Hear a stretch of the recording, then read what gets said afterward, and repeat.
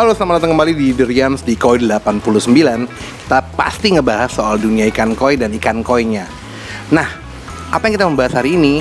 Kita akan bahas soal bagaimana persiapan lo nih yang rencananya mau buat kolam koi yang bagus dan juga besar, tentunya dengan sistem filtrasi yang bagus. Karena banyak banget nih kasus di kita penghobi koi yang baru itu punya kolam besar ataupun kecil dibangun oleh tukang taman yang gak berpengalaman.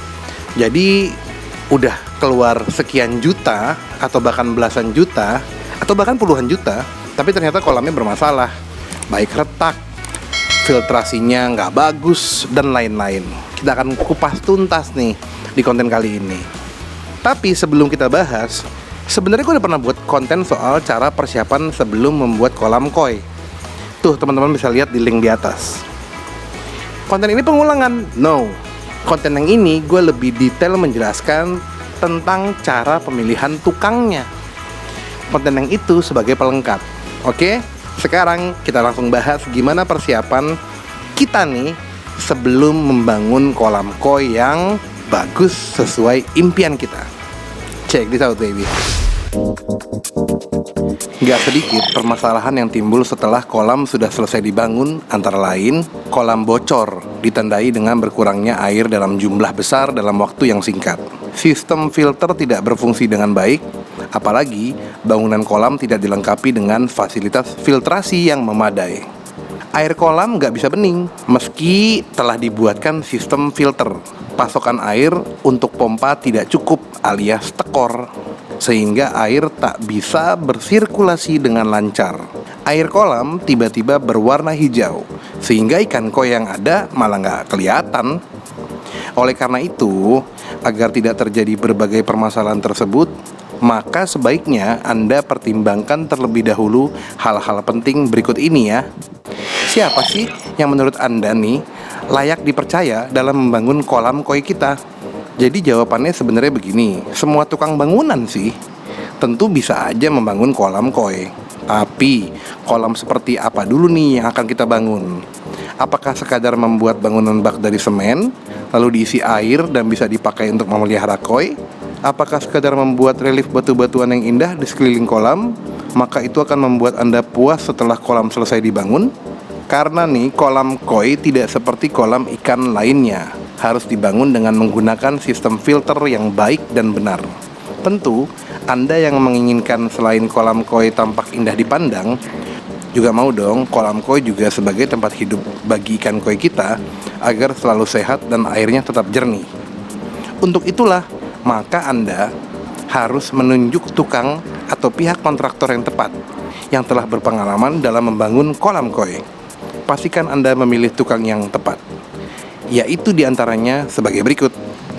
Pengalaman kerja. Tanyakan dulu nih seberapa jauh pengalaman tukang dalam membangun kolam koi. Jangan pernah menunjuk tukang yang sama sekali belum pernah membangun kolam koi. Jangan sampai juga nih Anda menyesal jika salah dalam menunjuk tukang yang belum pernah punya pengalaman membangun kolam koi. Bahaya banget. Jika tukang atau pihak kontraktor menyatakan bahwa mereka telah berpengalaman, mintalah foto-foto hasil pekerjaan mereka. Jika mereka nggak bisa menunjukkan foto-foto kolam hasil kerja mereka, wah, jangan pernah percaya deh dengan keahliannya. Sketsa atau desain kolam. Sebelum membangun kolam koi, tukang atau kontraktor yang baik selalu mempersiapkan gambar sketsa atau desain kolam yang akan dibuatnya. Gambar atau desain kolam sangat penting untuk dibuat terlebih dahulu, sebab tujuannya agar pihak pembangun kolam dapat mengetahui keinginan Anda dan kita.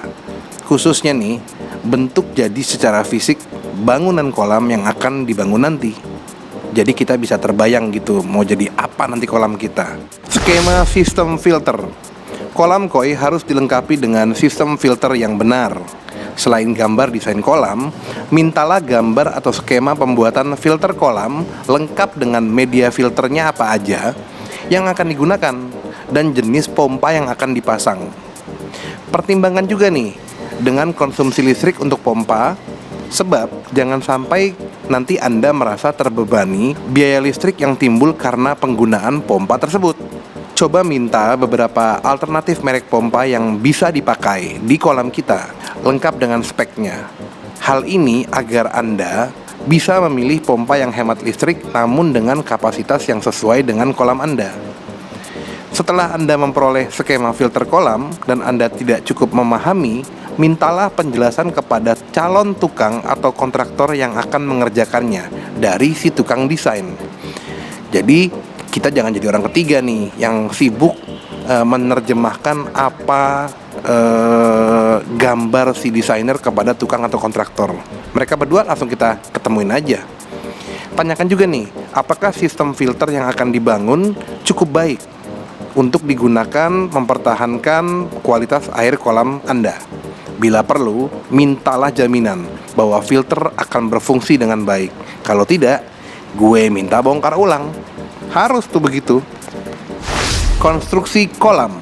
Hal penting lainnya yang perlu diketahui adalah mengenai rencana konstruksi kolam. Apakah dinding kolam Anda akan dibangun dengan sistem cor atau dengan pemasangan batu bata aja?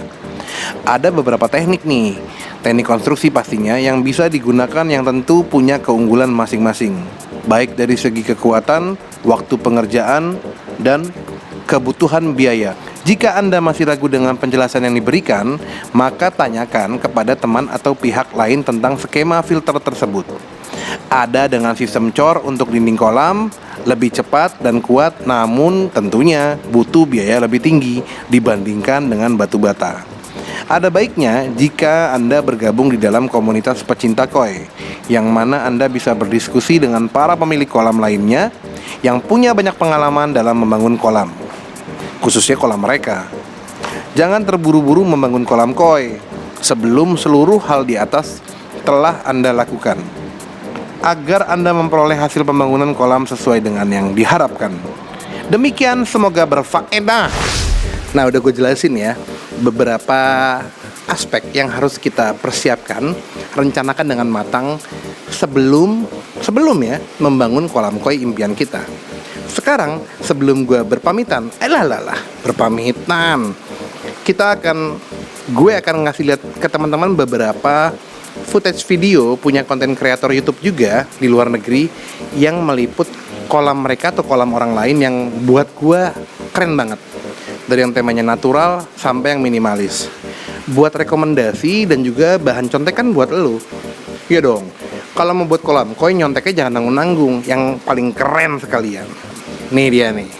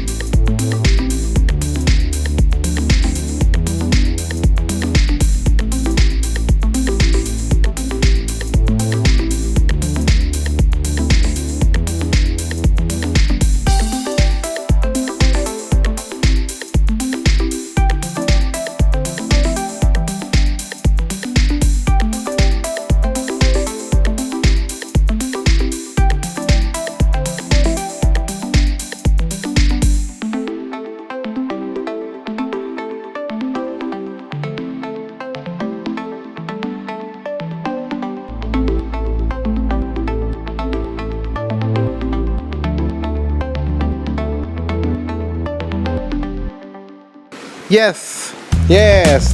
Semoga konten kali ini itu bisa menggugah hati teman-teman biar nggak terburu-buru dalam membangun kolam koi. Ingat, persiapannya yang lama, lalu bangunnya yang keren sekalian. Keren tuh nggak cuma bentuk kolamnya, kedalamannya, bukan ya, tapi filtrasinya juga harus lu bikin keren biar hasilnya nanti jangka panjangnya kolam lu jernih terus.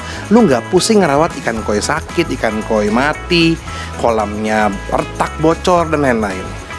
Jadi inget ya, persiapannya harus panjang banget.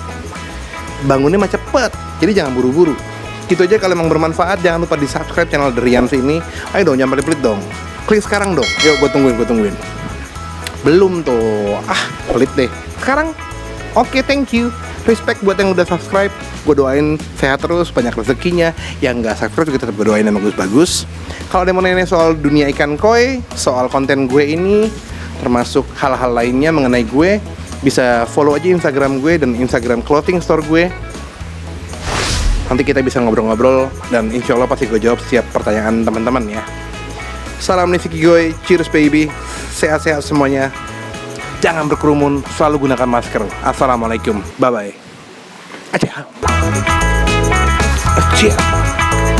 Teman-teman jangan lupa like and share ya, biar kami bisa umroh sekeluarga. Terima kasih.